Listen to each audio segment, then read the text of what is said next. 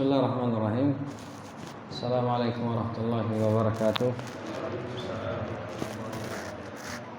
Alhamdulillahi rabbil alamin. Wassalatu wassalamu ala asyrafil anbiya'i wa imamil mursalin Nabiyyina Muhammadin wa ala alihi wa ashabihi ajma'in wattabi'ina lahum bi ihsan ila yaumiddin, amma ba'd.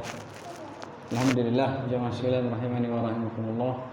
Yang pertama kami ucapkan ahlan wa sahlan wa marhaban bikum ila wasiyati Rasulullah sallallahu alaihi wasallam, dan bil khusus kepada Al-Ustaz Al-Fadil Abu Idris Ustaz Irfan, hayakumullah, ahlan wa sahlan.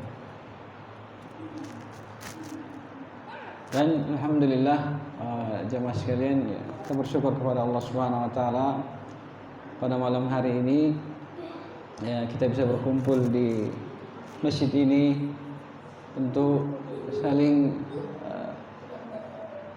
tadarus, ya, saling mengajarkan dari apa yang telah menjadi warisan Nabi kita Muhammad sallallahu alaihi wasallam. Dan sebagaimana apa yang menjadi judul dari tema kajian kita selanjutnya adalah pada pembahasan kitab Mirathun Nabi fi Thawab Al-Amal As-Salih, warisan Nabi perihal ganjaran pahala dari amalan-amalan saleh. Jadi pertama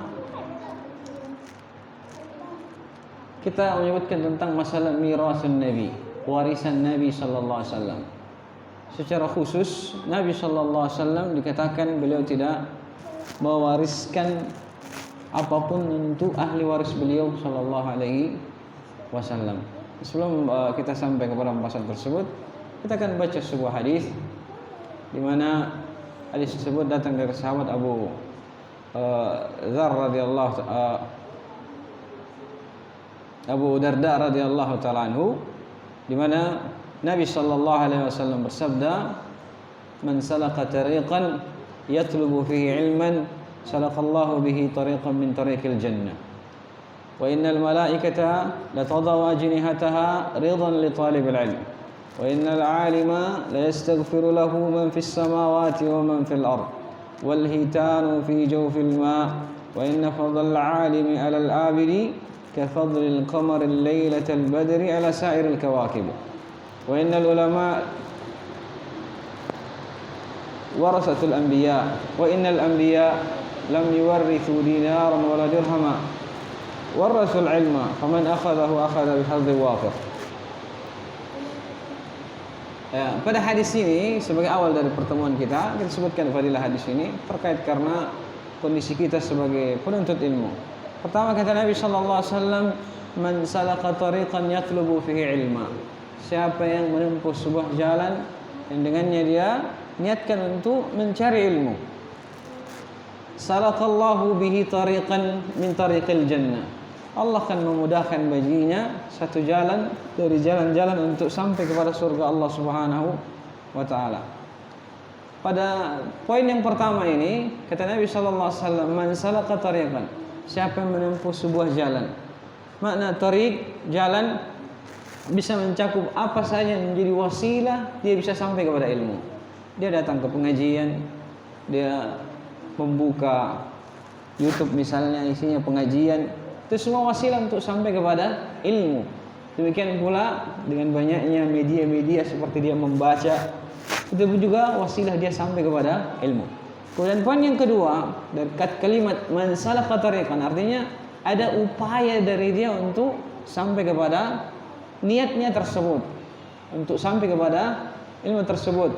Memberikan isyarat kepada kita bahwasanya ya entah itu waktu, kemampuan, kita yang harus memulai. Sebagaimana disebutkan oleh para ulama, al-ilmu ya'ti wa la yu'ti. Ilmu itu didatangi dan dia tidak akan mendatangi. Kemudian pada kalimat selanjutnya dari Nabi sallallahu alaihi wasallam, "Wa innal malaikata la tadau ajnihataha ridan li talibil ilm." Sungguhnya para malaikat itu akan meletakkan sayapnya dalam keadaan mereka ridha kepada para penuntut ilmu. Dan dalam sebagian hadisnya Nabi SAW lebih menyebutkan terperinci amalan para malaikat tersebut.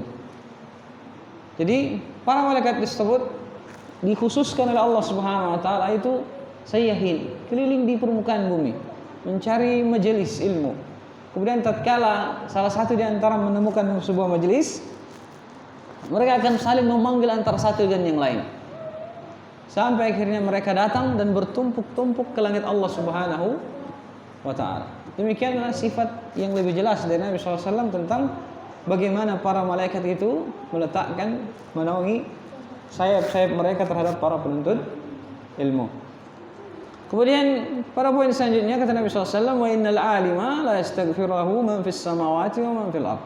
Dan sesungguhnya seorang alim, ahli ilmu itu, dia akan dia mintakan ampun kepada dari penduduk langit dan dari penduduk bumi. Ini para malaikat pun akan memintakan ampun untuk mereka. Kalau para malaikat bentuk permintaan ampunnya dikatakan dalam bentuk berdoakan dan dalam bentuk kalimat bersalawat. Bentuk bersalawat seperti hadis tentang para malaikat yusalluna ala safil awal. Para malaikat bersalawat kepada saf yang paling depan, dan dalam riwayat lain para malaikat juga bersalawat kepada saf yang paling kanan. Kemudian selanjutnya wa man fil ard, dan seluruh yang ada di bumi.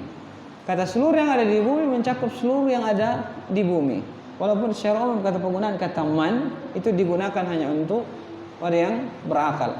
Jadi zahir dari hadis ini, entah mukminnya kafirnya, selama dia punya akal, dia akan beristighfar untuk para penuntut ilmu. Walaupun akan ada tafsiran lain dari sebagian para ulama tentang makna man fil ard, semua yang ada di bumi. Kemudian wal hitam fi jawfil ma, sampai pada ikan-ikan yang ada di dalam lautan.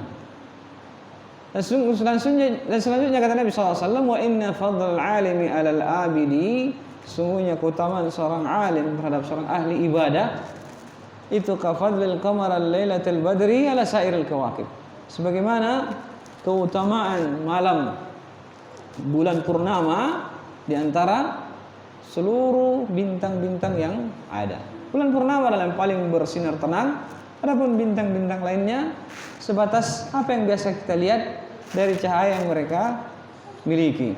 Dan dalam riwayat lain Nabi SAW bahkan mengatakan kafadli ala adnakum, ya, seperti keutamaan seorang alim terhadap seorang ahli ibadah seperti keutamanku terhadap seorang yang paling rendah derajatnya di antara kalian, yaitu para sahabat.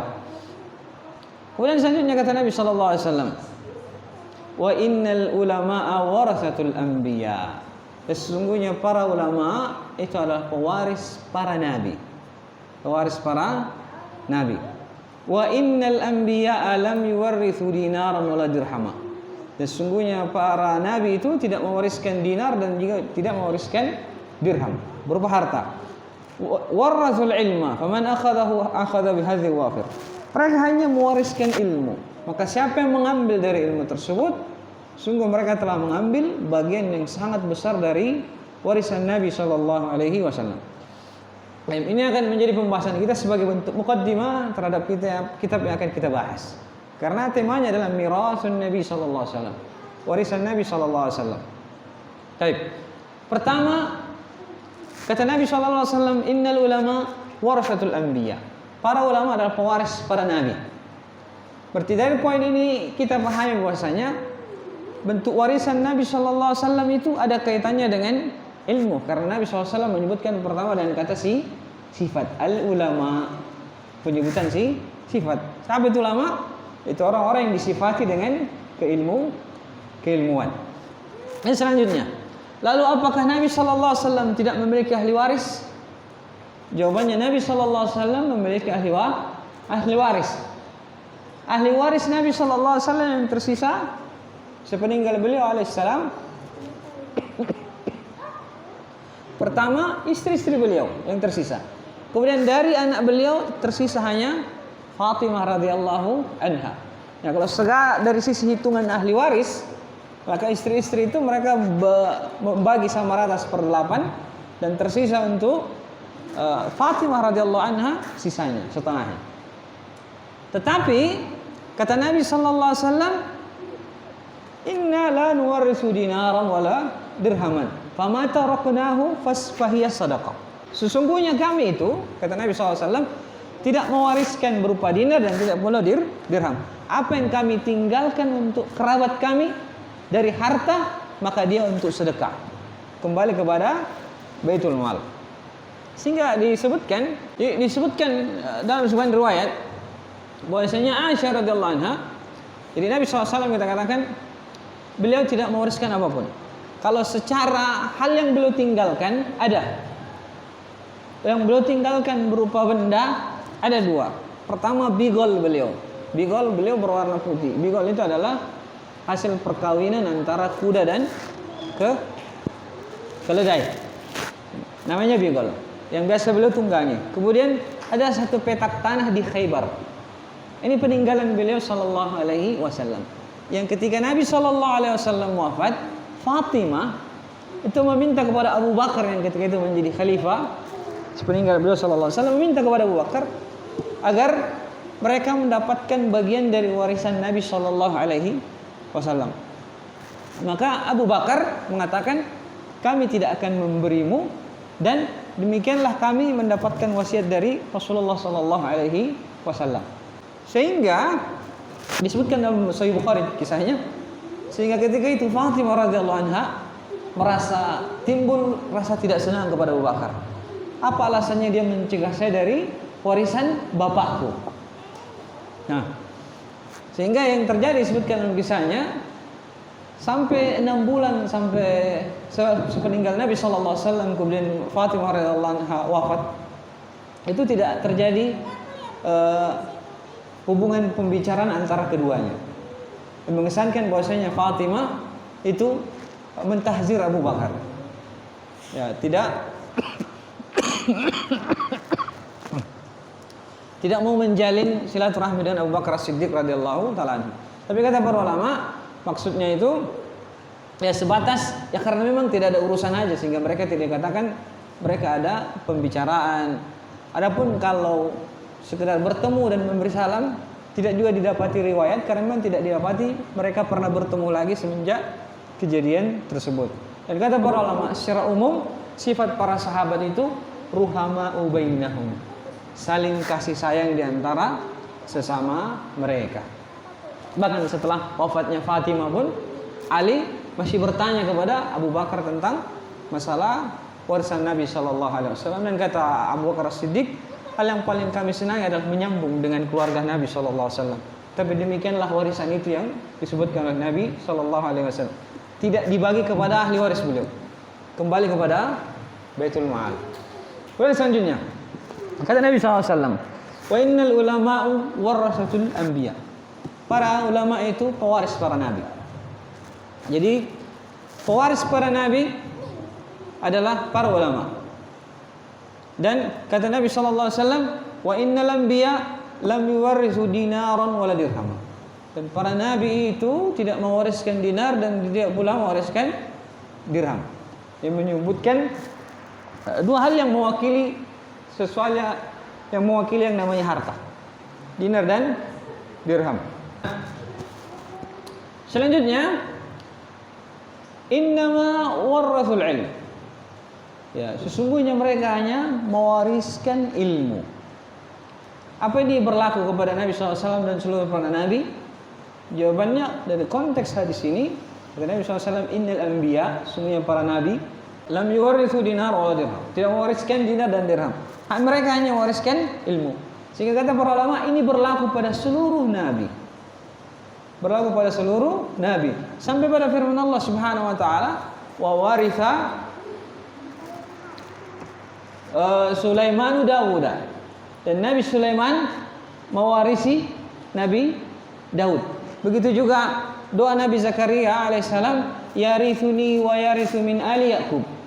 Ya Allah, berikanlah saya keturunan yang akan mewarisiku dan mewarisi anak keturunannya Nabi Yaqub alaihi assalam. Maksudnya kata para ulama, makna yang terkandung di ayat 2 ayat tersebut semua kembali kepada ilmu dan kenabian. Adapun masalah Nabi Sulaiman, karena dikatakan beliau raja, Yang jelasnya ilmu dan kenabian ikut, karena memang keduanya dijadikan nabi oleh Allah Subhanahu wa taala. Harta ikut enggak? Kata para ulama, penyebutannya bukan harta. Karena yang diwarisi oleh Nabi Sulaiman adalah kerajaan. Jadi kekuasaan, bukan hartanya, tapi kerajaannya yang diwarisi oleh Nabi Sulaiman.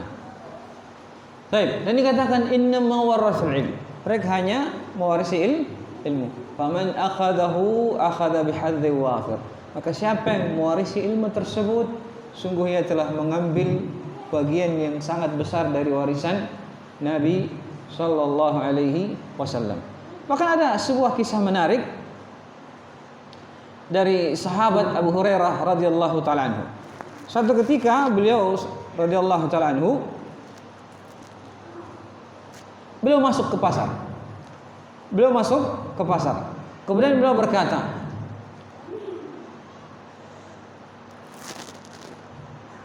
ma'ajazakum. Ya, apa yang membuat kalian ajiz, tidak mampu? Kok kalian enggak kebagian? Nah, maksudnya seperti itu gambarannya. Beliau masuk ke pasar di Madinah. Lalu beliau berkata kepada orang-orang pasar, kok kalian enggak kebagian? Maka semua bertanya, apa itu wahai Abu Hurairah? Apakah itu Abu Hurairah? Maka Abu Hurairah radhiyallahu ta'ala anhu, dzaka mirasu Rasulillah sallallahu alaihi wasallam, tuqassamu wa antum hahuna, ala tadhhabun? Itu loh, warisannya Nabi dibagi-bagi. Warisannya Nabi SAW dibagi-bagi, dan kalian cuma di sini, nggak pergi ke sana. Maka kata para penduduk pasar, wa aina huwa? Di mana dibaginya? Karena bahasa Abu Hurairah radhiyallahu anhu warisan. Maka seketika yang ada dalam gambaran manusia, khususnya orang-orang di tengah pasar, ya harta dong. Kan itu. Apalagi bahasa yang dipakai adalah warisan dan tidak terbetik di benaknya orang-orang ketika itu yang namanya warisan selain dalam bentuk harta. Maka seketika mereka pun segera menuju ke masjid. Fa kharaju sari'an ilal masjid. Dan mereka pun bersegera menuju ke masjid. Kemudian terjadi selanjutnya, wa wafaqa Abu Hurairah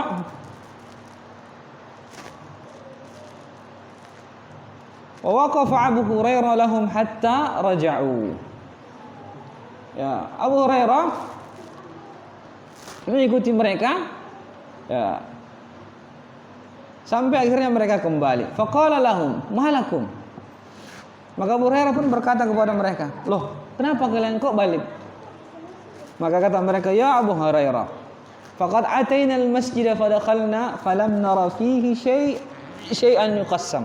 Maka kata penduduk pasar, wahai Abu Hurairah, kami telah sampai ke masjid dan kami masuk ke dalam masjid dan kami tidak mendapati apapun yang dibagi di dalamnya. Enggak ada apa-apa yang dibagi di dalam masjid. Maka kata Abu Hurairah radhiyallahu ta'ala anhu, "Ama ra'aitum fil masjid ahadan?" Kalian enggak melihat seorang pun dalam masjid? Maka kata Abu Hurairah, maka kata mereka, "Bala, bahkan kami melihat ra'aina qauman yusallun." Kami melihat dalam masjid itu ada kaum yang mereka salat. Sekelompok orang yang mereka salat. Wa qauman yaqra'una al-Qur'an. Sebagiannya membaca Al-Qur'an. Dan sebagian wa qauman yatadzakaruna al-halal wal haram. Dan sebagian kelompok lagi saling mengingatkan perkara halal dan haram. Kemudian faqala lahum Abu Hurairah.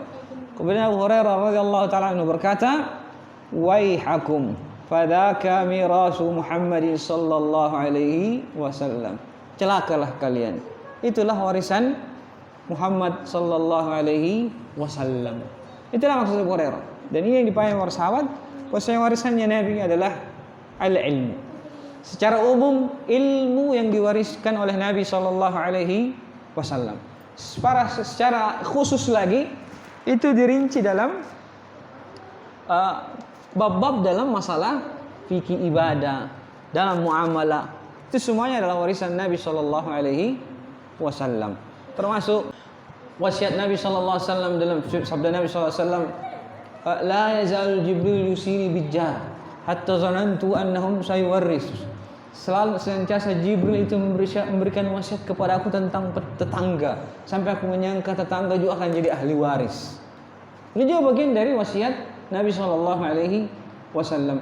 Begitu dalam surah Al-An'am disebutkan, wa anna hadha sirati mustaqima fattabi'uhu wa la tattabi'us subul fatafarraqu bikum an sabili dzalikum wasaqum bihi. Dan sungguh ini adalah jalanku yang lurus. Dan dua ayat sebelumnya, fattabi'u, ikuti jalan ini, jalan yang lurus itu kata Allah Subhanahu wa taala. Wala tattabi'us subul, jangan ikuti jalan yang di kanan dan kirinya.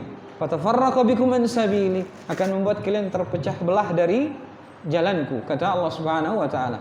Dzalikum wasaqum bi. Demikianlah yang diwasiatkan kepada kalian.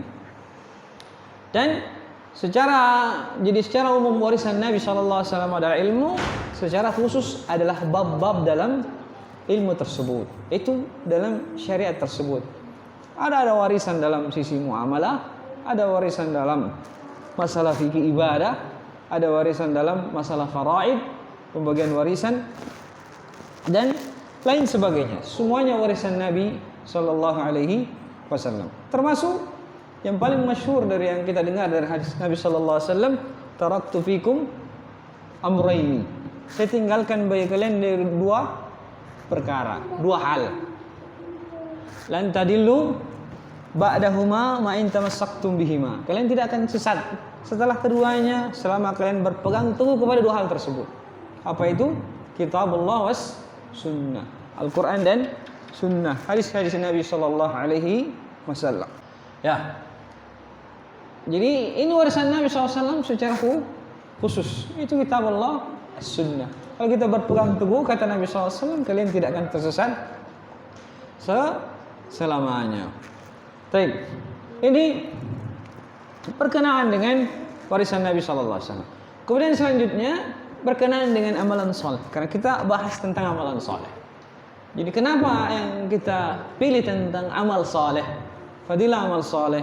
Pertama, karena kita diciptakan oleh Allah Subhanahu wa taala untuk beribadah. Dan seluruh bentuk ibadah kita itulah amal saleh kita. Itulah amal soleh kita. Dan bahkan keimanan itu tidak akan tegak kecuali dengan amalan. Dalam banyak ayat Allah Subhanahu wa taala sebutkan, illal ladzina amanu wa amilus solihat wal ladzina amanu wa amilus solihat. Selalu digandingkan orang beriman dan beramal soleh. Nah, amal soleh, walaupun kita tahu syarat diterimanya amal soleh, tetapi hal yang menggerakkan kita untuk mengerjakan amal soleh adalah hal yang paling utamanya selain karena keimanan kita kepada Allah. Karena mukmin itu sekiranya tidak disebutkan fadilah apa-apa dari sebuah amalan misalnya, kecuali hanya sebatas karena perintah Allah Subhanahu wa taala, itu cukup bagi dia. Sekiranya tidak disebutkan fadilah apa-apa dari sebuah amalan yang disyariatkan selain karena dia tahu itu perintah Allah, itu sudah cukup bagi dia. Sudah cukup bagi dia. Tetapi yang manusia itu kadang butuh digerakkan dengan sesuatu yang memberikan dia semangat. Nah, itulah gunanya kita mempelajari fadilah, keutamaan dari sebuah amal soleh agar memberikan kita semangat untuk beramal. Yang kedua, kalau kita tahu fadilah dari amal yang akan kita kerjakan, maka kita tahu apa yang kita harapkan kepada Allah Subhanahu wa ta'ala. Karena mengharap kepada Allah Subhanahu wa ta'ala itu secara umum kita mengharap ganjaran pahala. Ya kan? Mengharap ganjaran pahala. Tetapi di antara sekian pahala itu, sebagian amalan secara jelas Allah berikan spesifik ganjarannya. Seperti orang yang berpuasa dikhususkan dengan surga Ar-Rayyan misalnya. Atau misalnya orang yang puasa Senin dan Kamis, kekhususan pahalanya adalah apa? Pada amalan tersebut, pada hari tersebut amalan diangkat kepada Allah Subhanahu wa taala. Jadi secara khusus ada hal yang lebih spesifik ketika dia mengharapkan ganjaran dari ibadahnya kepada Allah Subhanahu wa taala. Begitu misalnya salat duha, ada hal yang lebih spesifik, yang lebih khusus yang diharapkan dari ibadahnya kepada Allah Subhanahu wa taala. Nah, itulah tujuan kita mempelajari fadilah dari amal saleh. Kemudian selanjutnya, kalau kita tahu fadilahnya, itu lebih bisa membantu kita untuk istiqomah menjaganya.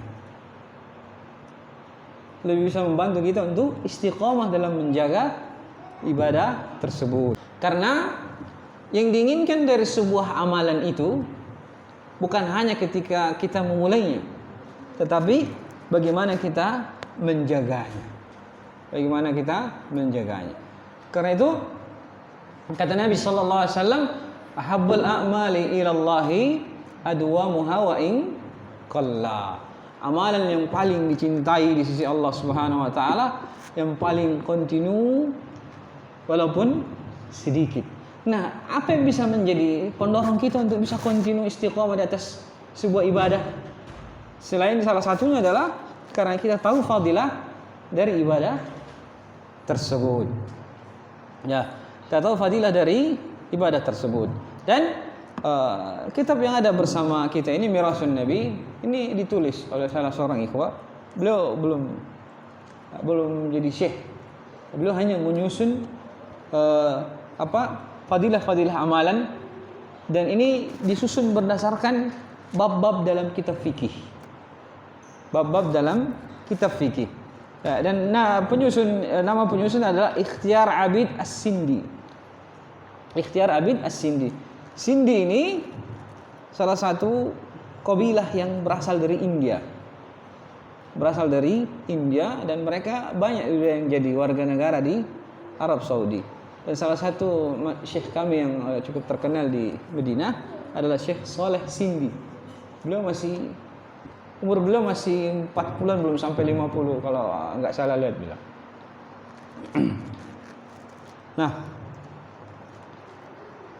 kemudian ini beliau susun, sebatas disusun, tidak ada penjelasan, paling cuma sekedar rujukan hadisnya disebutkan oleh siapa, diriwayatkan oleh siapa sahabatnya. Hanya sebatas itu. Dan asalnya buku ini pun ya cukup bagi kita untuk dibaca seperti buku bacaan biasa. Karena ya mudah untuk dipahami tanpa penjelasan lebih lanjut. Cuman karena kita orang Indonesia, ya, dengan keterbatasan kita terhadap ilmu bahasa Arab, maka kita butuh penjelasan. Dan insya Allah sepanjang nanti kita menjelaskan kitab ini, ya namanya manusia ketika mengarang pasti ada yang luput. Apa yang kita anggap kurang dari kitab ini kita akan tambahkan seperti nanti di bab awal yang beliau sebutkan. Nah, setelah beliau, kita masuk pada kitabnya. Setelah beliau menyebutkan dua muqaddimah. Muqaddimah pertama beliau sebutkan tujuan dari beliau menyusun bukunya ini, bahwasanya tentang perlunya manusia mengikuti petunjuk Nabi sallallahu alaihi wasallam.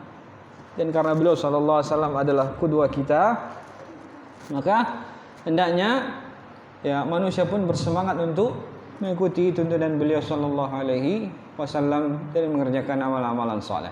Kemudian beliau muqaddimah kedua, beliau menyebutkan muqaddimah yang biasa ketika kita menyebutkan muhadarah, ya alhamdulillah nahmaduhu wa nasta'inu dan seterusnya. Kemudian hadis yang pertama beliau sebutkan sawabu man asbagha al-wudu'a fil bardi wasyadidi wa huwa yashukku alaihi. Hadis yang pertama, kata beliau, pahala dari orang-orang yang menyempurnakan wudunya dalam kondisi dingin yang sangat, dan dia berat untuk mengerjakan hal tersebut. Kata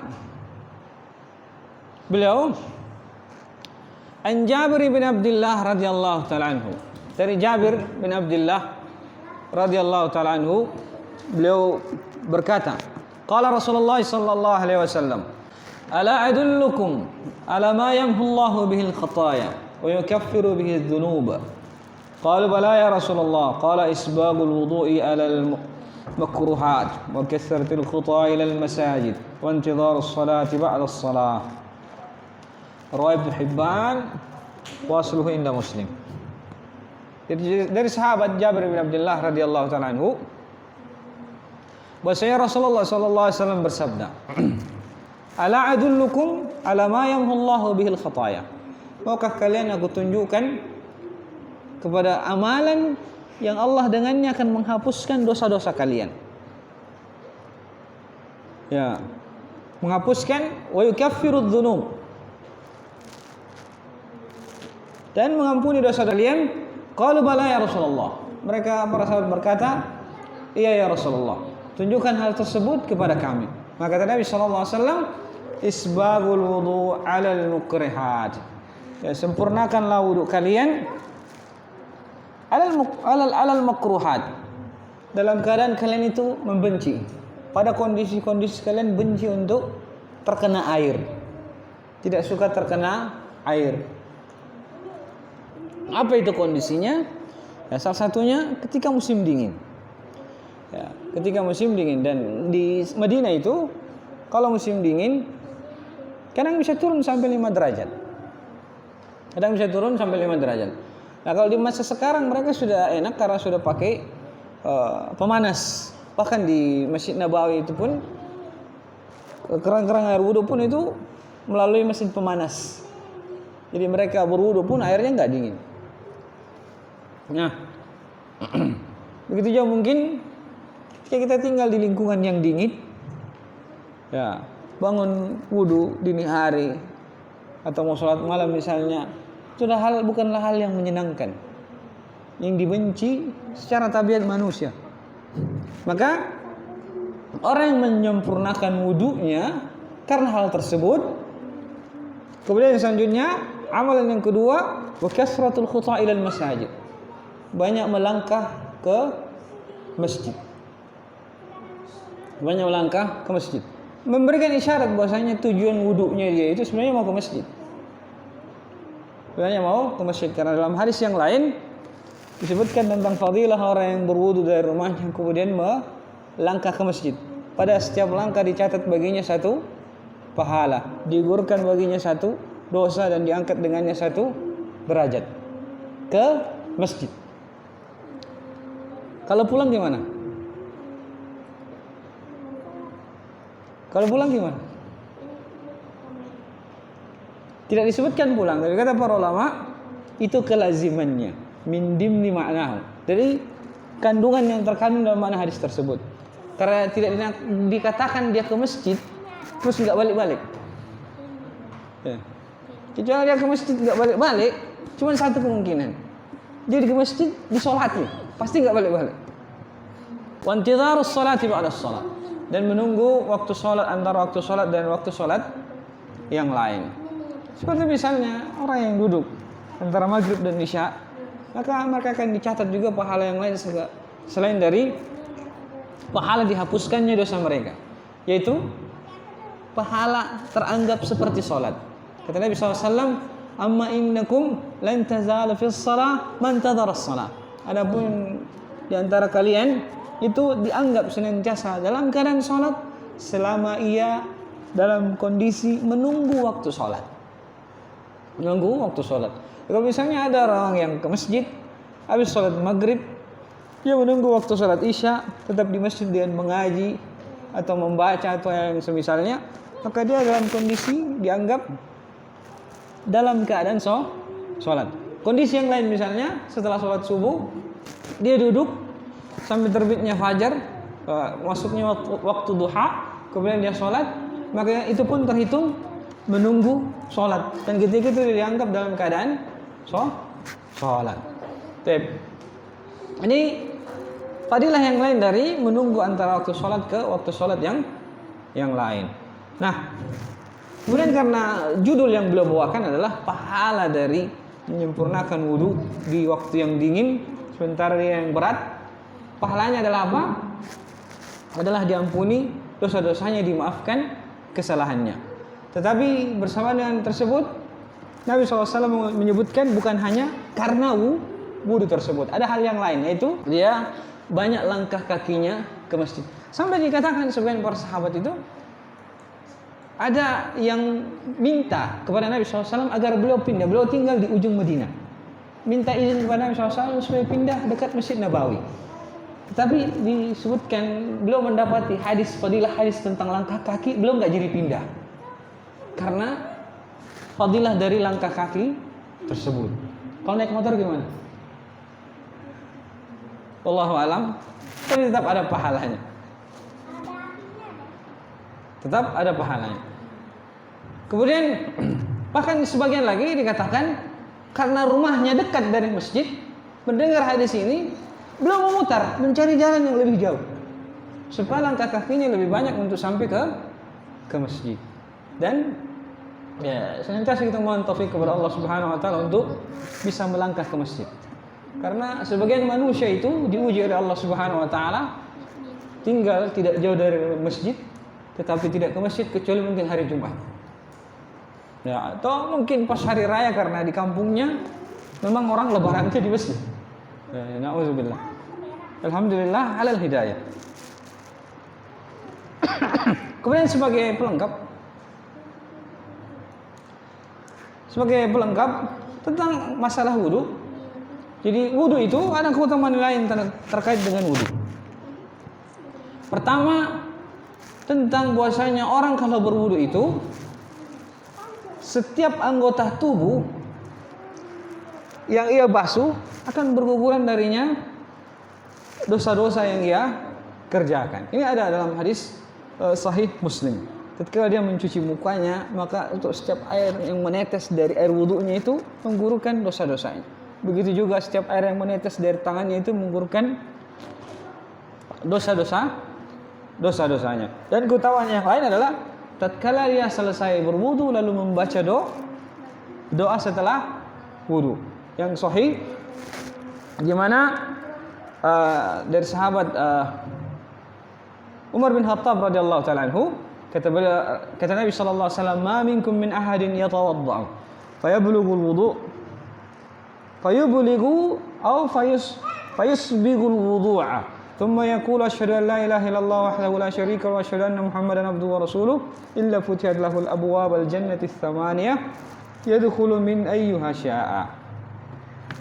Ya, siapapun di antara kalian yang berwudu kemudian fayablughu atau fayasbigu dan menyempurnakan wudunya, kemudian dia mengucapkan doa asyhadu an la ilaha illallah wa asyhadu anna Muhammadan abduhu wa rasuluh. Cuman dua kalimat syahadat. Asyhadu an la ilaha illallah asyhadu anna Muhammadan abduhu wa rasuluh. Futihat lahul abwabal jannah. Maka akan dibukakan baginya 8 pintu surga. Yadkhulu min ayyuha syaa. Masuk dari 8 pintu tersebut dari mana saja yang ia inginkan. Subhanallah. Sekedar membaca doa setelah wudu. Ini terkait dengan masalah wudu. Kemudian terkait dengan doa ini ada yang menambahkan dengan Allahumma ja'alni minat tawwabin wa ja'alni minal mutatahhirin.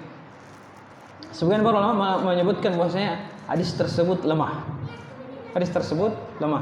Allahumma ja'alni minat tawwabin wa ja'alni minal mutatahhirin.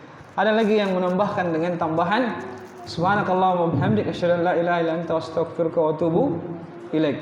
Ini disebutkan oleh Imam An-Nawawi dalam kitab Amalul Yawm wal Lailah. Ya. Disebut oleh Imam An-Nisa'i dalam kitab Al-Amalul Yawm wal Lailah. Dan ini sanadnya sahih. Jadi yang diperselisihkan oleh para ulama cuman pada kalimat Allahumma ja'alni minat tawwabin wa ja'alni minal mutatahhirin, namun yang kuatnya riwayat tersebut adalah lemah. Nah, ini doa datang dalam riwayat yang berbeda-beda. Tapi sebagian manhaj para ulama seperti Imam Al-Bukhari juga boleh digabung dua doa tersebut, nggak ada masalah. Karena dia bukan sifatnya ibadah yang muqayyadah, yang telah tertata dengan kaifiatnya. Dia cuma sebatas zikir setelah wudu itu selesai.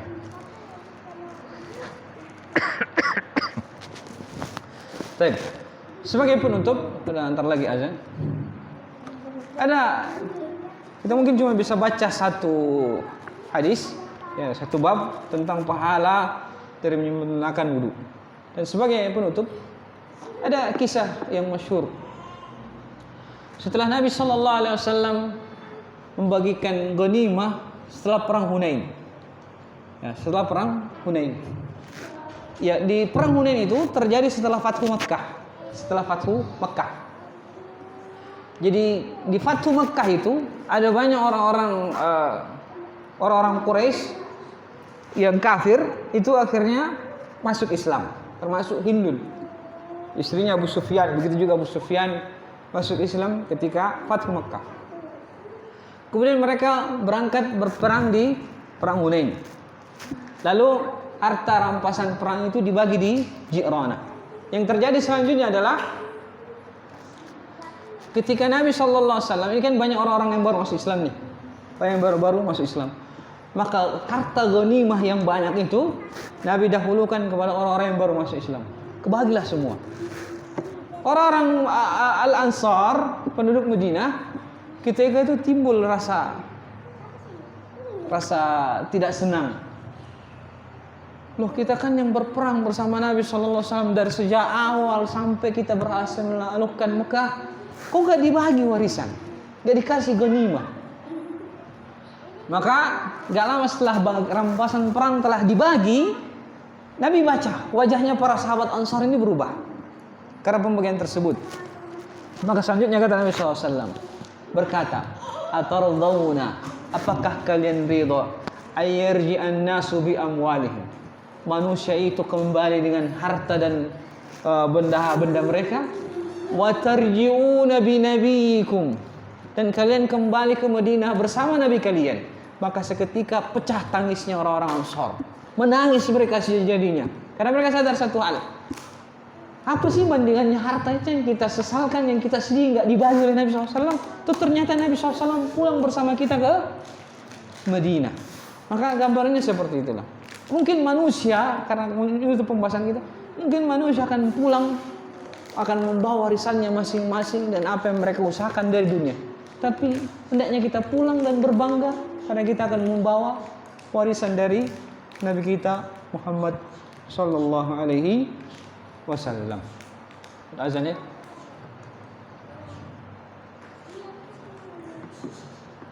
Baik. Kita cukupkan wallahu taala a'lam.